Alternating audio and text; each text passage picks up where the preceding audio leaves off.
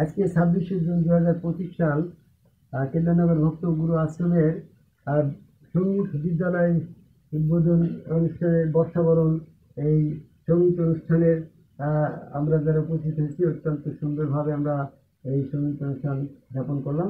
তবে আমরা যারা সঙ্গীত প্রিয় মানুষ, আমরা যারা এখানে এই ভক্ত গুরু আশ্রমের সদস্য আছি বা এর সাথে সম্পৃক্ত আছি, কেউ মসজিদের সাথে সম্পৃক্ত, কেউ মাদ্রাসার সাথে সম্পৃক্ত, কেউ বা আমাদের সঙ্গীতের সাথে সম্পর্ক, আমরা যারা সঙ্গীত প্রিয় মানুষ এরা অধিকাংশই আমরা আদমকাবে আল্লাহকে সেজদা করি।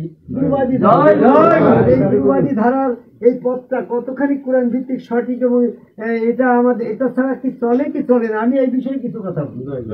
এটা হচ্ছে আপনি মনে করেন একজনকে ভালোবাসেন, জীবনের সবচেয়ে বেশি তাকে ভালোবাসেন, তো তাকে আপনি একটা জিনিস উপহার দেবেন, মনে করেন একটা গোলাপ ফুল উপহার দেবেন। তো এই গোলাপ ফুলটা তাকে যতদিন পর্যন্ত না পাবেন, আপনার সাথে সামনে দণ্ডায়মান না হওয়া পর্যন্ত কিন্তু আপনি ওই গোলাপ ফুল দিয়ে তাকে আপনার ভালোবাসার প্রমাণ দিতে পারছেন না। ঠিক কিনা কথা? কি বোঝানো হতে? যাকে তুমি জীবনের থেকে বেশি ভালোবাসো তাকে তুমি একটা গোলাপ ফুল দিয়ে তুমি তার ভালোবাসার প্রতীক হিসাবে, প্রমাণ হিসাবে সেটা প্রমাণ করবা সেই ফুলটা দিয়ে। কিন্তু যতদিন পর্যন্ত তুমি তাকে সামনে দণ্ডায়মান না পাবা ততদিন পর্যন্ত সেই ফুলটা কিন্তু তুমি দিতে পারছো না। যদি অন্যান্য কোনো ভাবে দাও সেটা তোমার ব্যর্থতার পরিপূর্ণতা আসবে না। তো ঠিক তদ্রুপ ভাবে আমরা আমাদের রব, আমাদের প্রভু, আমাদের আল্লাহকে জীবনের থেকে বেশি ভালোবাসি। আল্লাহকে সেজদা নামের ফুলটা আমি দেব, যতদিন পর্যন্ত আমি আল্লাহকে সামনে না পাবো ততদিন পর্যন্ত আমি সেজদা নামের ফুলটা দিতে পারছি না। এটাই আমাদের ব্যাপার। আমি আবার বলি, আমার জীবনের সবচেয়ে বেশি প্রাধান্য হচ্ছে আমার প্রভু, আমার সেই প্রভু আল্লাহকে, তার সবচেয়ে বড় হক সেজদা। আমি সেজদা নামের এই ফুলটা তাকে দিব কিভাবে? যতদিন পর্যন্ত আমি তাকে সামনে দণ্ডায়মান না পাবো ততদিন পর্যন্ত আমি তাকে সেজদা নামের ফুলটা দিয়ে প্রমাণ করতে পারছি না তুমি আমার রব, আমি তোমার বান্দা। যেমন কি হবে, তুমি তোমার সবচেয়ে প্রিয় বস্তু, প্রিয় ব্যক্তিকে সামনে না পাওয়া পর্যন্ত তুমি তার পূজা, তুমি তোমার ভালোবাসার প্রতীককে তাকে দিতে পারছো না। তো ঠিক এই ক্ষেত্রে আমরা যে আল্লাহর উপাসনা করি, যে আল্লাহকে প্রভু বলছি, সেই আল্লাহ জীবনে কখনো তোমার কাছে দণ্ডায়মান হবে না, একমাত্র এই মানব স্রোত ছাড়া, মানব স্রোতের ছদ্মবেশ ছাড়া তোমার সেই আল্লাহ তোমার সামনে কখনো দণ্ডায়মান হবে না। এই মানব স্রোতের বিষয়টাকে সেজদা দিয়ে তোমার প্রস্তুত থাকতে হবে। যেদিন আমার রব, আমার প্রভু, আমার আল্লাহ মানব স্রোত ধারণ করে উদয় হবে, সেদিন আমি তাকে সেজদা দিতে পারি। এই জন্য আমাকে আদমকাবে আল্লাহকে সেজদায় অভ্যস্ত হতে হবে। যদি আমরা আদম সেজদায় অভ্যস্ত না হই তাহলে আমার প্রভু তো মানব স্রোত ছাড়া আসবে না। আমার প্রভু যখন আসবেই না, আমি তাকে সেজদাও দিতে পারবো না। আর সেজদা না দিতে পারলে আমার প্রভুর যে হক, আমি তার বান্দা, এটাও প্রমাণ করতে পারছি না।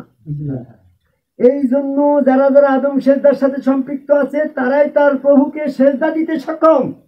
যারা আদম সেজদা করে না তাদের পক্ষে আল্লাহকে সেজদা দেওয়া ইট ইজ কোয়াইট ইম্পসিবল, এটা সম্পূর্ণ অসম্ভব।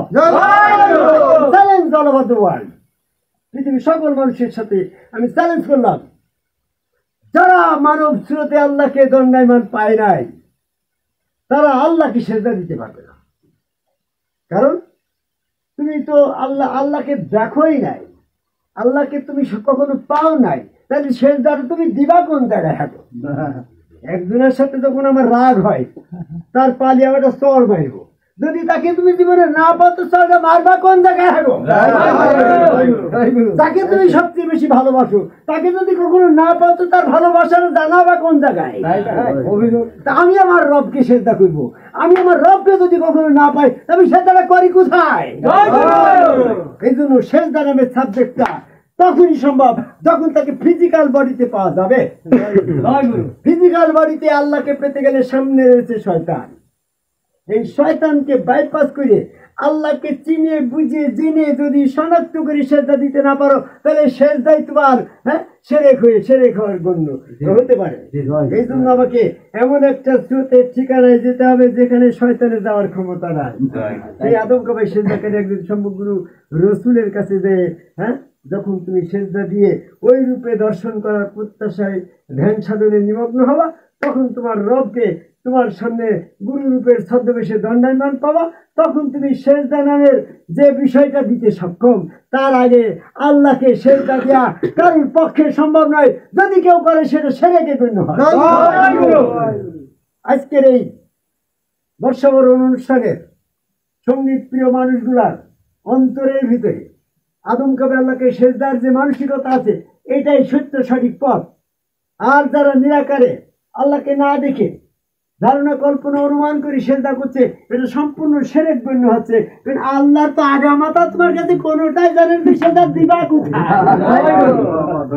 এই জন্য আমি আদম কাবাই সেজদাকারী একজন সম্মুখ রাসূলের কাছে বায়াত গ্রহণ করতে যারা এখনো বাকি আছেন, তারা দ্রুত বায়াত গ্রহণ করেন। বায়াত গ্রহণ করে সেখানে সেজদা দিয়ে মরেন, কারণ মৃত্যুর পরে আল্লাহ তখন পায়ে সেজদার কথা বলা হয়েছে। যদি এখানে পা কথা উল্লেখ না থাকতো তাহলে পারে নিরাকারে দৈববাণীতে আল্লাহকে সেজদা করলে আল্লাহ কবুল করতো। কিন্তু এখানে স্পেসিফিক ভাবে পা শব্দ আছে সূরা কালামের 42 নম্বর আয়াত। পা যখন আছে তখন সেজদা দেওয়ার ঠিকানা আছে। তুমি যদি আন্দাজে মনে করো যে পা এখানে আছে, তাহলে মাথাটাও তো ওখানে থাকতে পারে। তুমি পা মাথা কিছু চেনো না, তুমি মনে করছো নিচেই হবে মনে হয়। তো আমি অ্যারাবিক সাহিত্যের পর মাস্টার্স করছি, তো অত কিছু আমি মানে বুঝাতে পারবো না। তো আমি একটু সাহিত্য দিয়ে বুঝাই। একজন বলছে তোমার স্বামীর পার নিচে বেহেস্ত।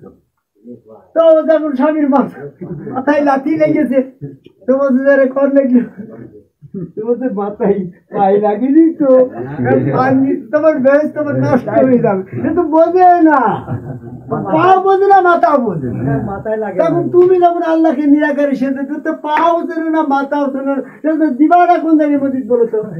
এই জন্য যারা গুরুর কাবায় গুরুর পায়ে সেজদা দেবে, সেদিন আল্লাহর পায়ে সেজদা দিয়ে পরিত্রাণ পাবে। আমি সকল মানুষকে আদম কাবাই সেজদাকারী একজন সম্মুখ রাসূলের কাছে বায়াত গ্রহণের মাধ্যমে আল্লাহকে সেজদা দেওয়ার উপায় অন্বেষণ করার আহ্বান করবার কথা শেষ করছি।